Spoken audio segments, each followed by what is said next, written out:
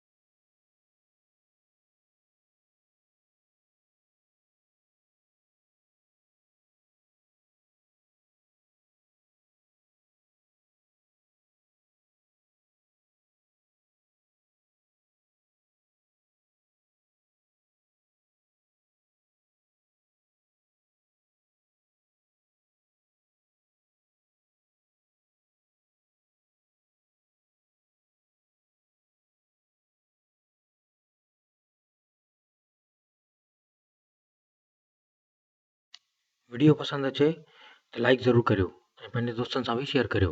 वधीक अहिड़ी वीडियोज़ ॾिसण लाइ विज़िट कंदा रहो सिंधी वीवो। Thank U.